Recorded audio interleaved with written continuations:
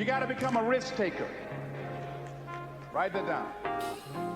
Viscott said, if you're not willing to risk, you can't grow. And if you can't grow, you can't become your best. And if you can't become your best, you can't be happy. And if you can't be happy, then what else is there? You know what? I saw Dr. Norman Vincent Peale 23 years ago. But for 13 years, I wouldn't take the chance. For 13 years, I was living in my comfort zone. For 13 years, I kept saying, Les Brown, you can't do that. Les Brown, you can't have that kind of audience. Les Brown, you don't have the oratorical skills. You don't have the knowledge. You don't have the money. I kept saying, I can't do that. There's an old African proverb that says, if there's no enemy within, the enemy outside can do us no harm. Bishop talks about the enemy in me. If there's no enemy within, how many of you know that you've been your own worst enemy? Raise your hands. So you got to be willing to get outside your comfort zone. No one could have told me that the willingness to get outside of my comfort zone, the willingness to fail, the willingness to try, to experiment, the willingness to take some chances, the willingness to do something I'd never done, that in the last 12 years, for 13 years I didn't do it. I convinced myself I couldn't do it. Then the last 12 years, I've earned in excess of $14 million. Let me tell you something, $14 million, a good garden and a healthy hog, and you can make it through the winter in Birmingham, Alabama. Do you hear me? No one could have told me I have 2 books, Live Your Dreams, and it's not over until you win. No one could have told me, born in an abandoned building on the floor, labeled educable, mentally retarded, no college training. No one could have told me I would have produced 5 specials for public television. That I'd had 3 years ago the highest rated, fastest canceled talk show in the history of television. Because I wouldn't do those conflict and controversy shows. No one could have told me. I had no idea that I could do what I'm doing right now. Let me tell you what I know about you, and I don't know you. You got greatness within you. One of Dr. King's mentors, Dr. Howard Thurman, said something one night. I was reading and I couldn't sleep. He said the ideal situation for a man or woman to die is to have family members standing around their bed, praying with them as they cross over. He said, but imagine, if you will, being on your deathbed and standing around you are the ideas, the dreams that have been given to you by life, the talents, the gifts that you've never nurtured, that you never developed, the skills that you never did anything with, standing around your bed looking at you with large, angry eyes, saying, we came to you, only you could have given us life, and now we must die with you forever. And the question is, if you died now, what dreams, what ideas, what talents, what abilities, what skills, what books, what sermons, what seminars, what businesses will die with you? Miles Monroe said the wealthiest place on the planet is not in the Far East, where they have oil in the ground. It's not in South Africa, where they have diamond mines. He said the wealthiest place on the planet is the cemetery, because there you'll find dreams not pursued, books never written, songs never sung, sermons never delivered, businesses never erected, talents never nurtured, skills never developed. You survived 1 out of 40 million sperms. You were born to win. God wants you to be rich and wealthy and successful and to live the abundant life. You must affirm that for yourself every day. So if you look at yourself, and you look at your life, and you look at your circumstances, as you work on your goals and your dreams, here's some things I want to give you. Write this down. Hold yourself to high standards. See, what if Bishop T.D. Jakes had decided, when he first received the idea of the Manpower Conference, that it could not be? allowed that idea to die, we would not be here. See, many of you here, you are pregnant with some ideas. I'm telling you what I know. I will leave here this afternoon tonight in 1 hour, doing what I'm doing now. In 1 hour, I'll earn in excess of $150,000. I had no idea that I had the capacity to do what I'm doing right now. You've got genius in you. You're made in the likeness and image of God. You've got greatness in you. You have some special stuff in you. You showed up with it.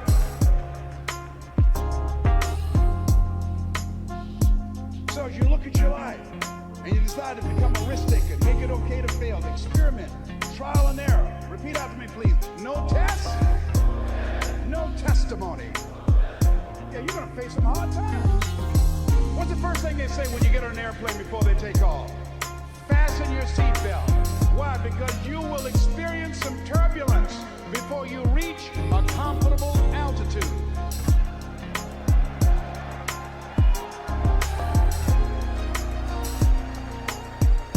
Life was testing me when the man looked at me and said, "You have prostate cancer. Your tumor is too large to have the surgery. We're going to give you radiation seed implants. The most anybody's ever gotten was 90. They gave me 238. I went back 3 weeks ago. They checked my PSA level, which indicates the presence of cancer in your prostate area. 1 to 4 is normal. Beyond that is that you have cancer and it's spreading. When I first went a year ago, it was 6.1. When I went 3 weeks ago at Howard University Hospital, they gave me an MRI. It was 10.5. Guys said, "I'm sorry to tell you this." I said, "What do you mean?" "You're in the same situation that you were in when you came here." Here's something I heard. At Christ Universal Temple Church, at a restaurant, Bishop T.D. Jakes was praying for a lady in a wheelchair. And it's odd how things come to you. When he finished praying for the lady, I'm sure there were some questions were asked that weren't verbal, that if the prayer worked, why didn't she get up and walk? And what he said as he was walking away, healing takes place first. He said healing takes place first in the spirit.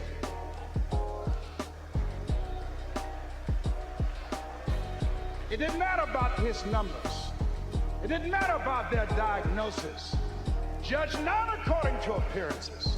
You must have the faith to call forth those things that be not as though they were. Now, do you really believe? See, it's one thing to believe when you got money in your pocket. It's one thing to believe when your marriage is working out and you got your health and your children acting like they got good sense. Oh, it's good to say, "Oh, the Lord is blessing me." It's easy to believe then. Oh, but when you get that diagnosis, say you ain't gonna be here long. When you lose your job, when someone you thought you'd be with for the rest of your life say, "No, we can't do this no more," that's when you have to stand.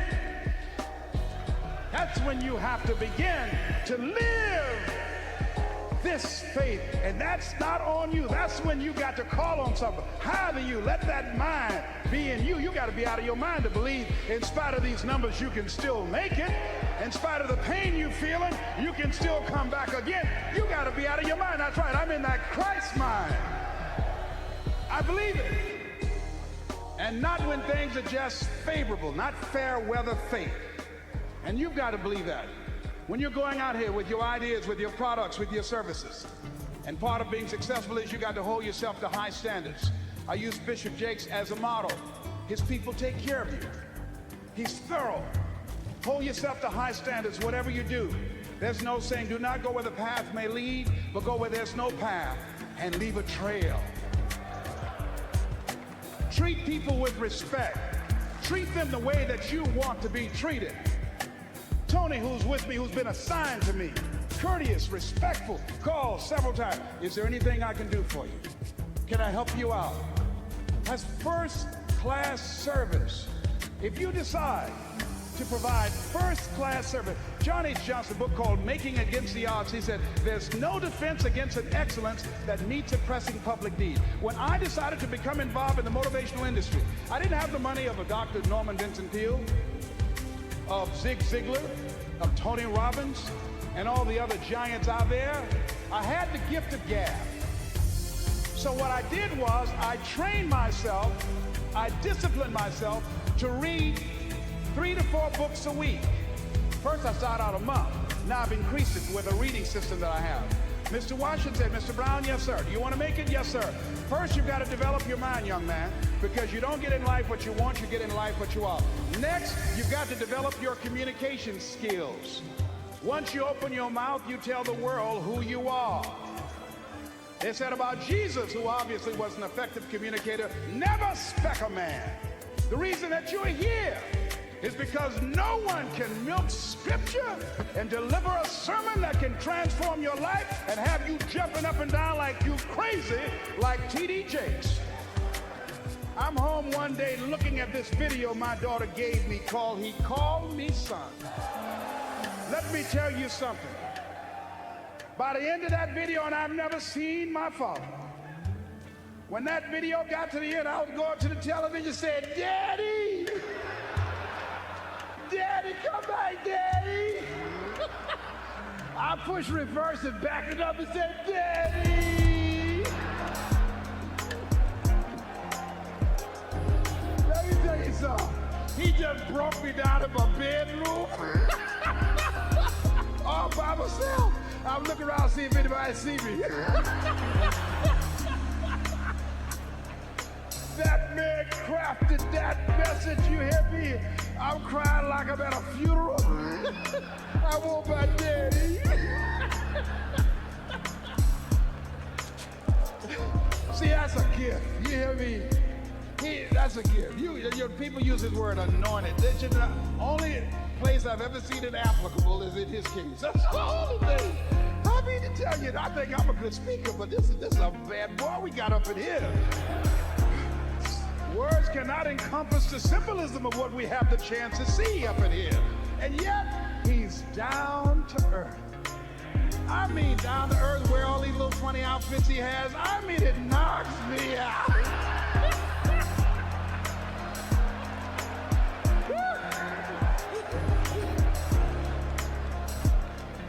And let me tell you what my daughter said to me. My daughter, my oldest daughter, is on his advanced team. She said, you know what, I was listening to Dion last night, and I think I'm going to call Bishop Jake's daddy too. I said, I wish you would. I mean, I will throw you out here right now and break his leg till I calling him daddy. Now here's how I want you to write this down. Write down, take responsibility for your life. Take responsibility for your life. Now that's very important. Remember what Bishop said last night about Adam? Adam, when God asked him what happened, Adam did not want to take responsibility for what he had done. Men have always tried to escape that. So the reason I'm telling you that we got to start owning our stuff as men. Write down the next R, and that is not only responsibility, but be resourceful. A lot of men, I don't have it. I had it, I'll give it. If the women had that kind of attitude, the children would starve to death. The reason that they eat, the reason that they have some place to stay and to lay their heads and have clothes on their backs, because the women decide, I'm going to make it happen no matter what, and they're resourceful. My mama raised 7 without a man. She cooked. She cleaned houses. Here's something else that will cause you to reach your goals when you leave here. Write this down. Reasons, compelling reasons.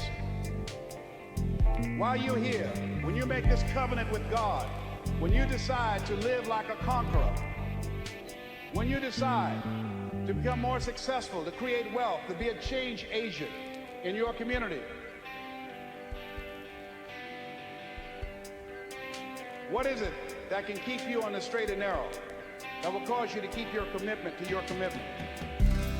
I used to do door-to-door sales with a man named Sam Axelrod.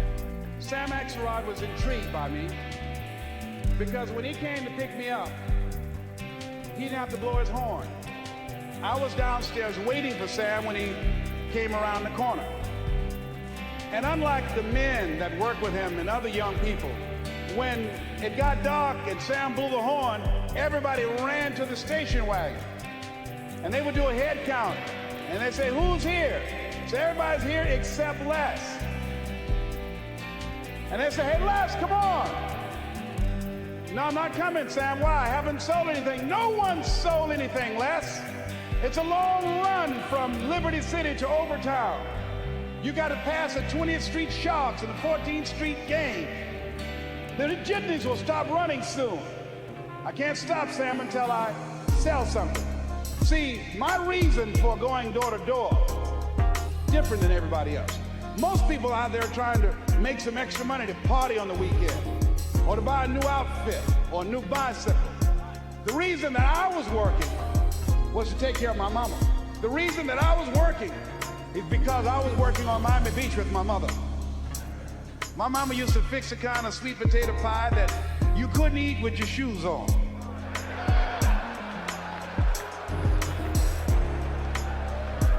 You had to take your shoes off so you can wiggle your toes. And when we would go door to door, sometimes as late as 10 o'clock at night, I would knock on the door. Who's there? Would you like to buy a nice working television set? No money down?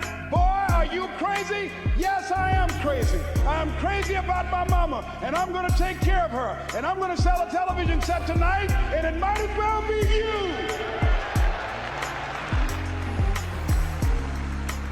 And after a while, somebody would say, come on in there, boy, and that better be a good set. What are the reasons? Write down why you're here at this Manpower Conference. Write down 5 compelling reasons of why you're going to keep your commitment to change your life. Keep your commitment never to go back to the life that you once lived. Keep your commitment to creating wealth for yourself, to taking care of your children, to be more responsible, to manifest Christ in you, in your life, in your community. Keep your commitment to live a life of contribution, to keep your commitment to be a conqueror and to act like it, and to have authority and dominion over everything in your life. What are those reasons? I got on one of my tapes, if life knocked you down, try and land on your back, because if you can look up, you can get up. Your reasons will help you to get back up again. They'll be your rod and staff to comfort you. So you got to write down 5 reasons on everything that Bishop is saying, and Bishop Merritt, and all the different speakers, and the relationship seminar that Brother Lewis Greenup will do. How you will incorporate the principles from this Manpower Conference in your life and live them and manifest them and support them. Now here's one second to the last thing. Let us say together, you got to be hungry. Hold it. Mr. Watch said, Mr. Brown, what do you want to do? Well, sir, I'd like to be a disc jockey. Mr. Brown, if you want to be a disc jockey, you got to be hungry. What do you mean by that, sir? You've got to be willing to do the things that others won't do in order to have the things tomorrow others won't have. He said you got to work on yourself, develop your mind. You don't get in life what you want, you get in life what you are. Always strive to get on top in life, because it's the bottom that's overcrowded. You got to be hungry. I said, yes, sir, I'm hungry. I want to be a disc jockey, sir. He said, is that right? I said, yes, sir. He said, start listening to Paul Harvey. Start listening to people who are effective communicators. Be conscious of what you're saying and how you're saying it, because how you express yourself, once you open your mouth, you tell the world who you are. See yourself as a radio disc jockey. Start working to get sponsorship. Start creating the radio format that you want. Start developing your personality. I said, wait a minute, sir. I said, I want to be a disc jockey. I don't have a job yet. And then he quoted Whitney Young. He said, it's better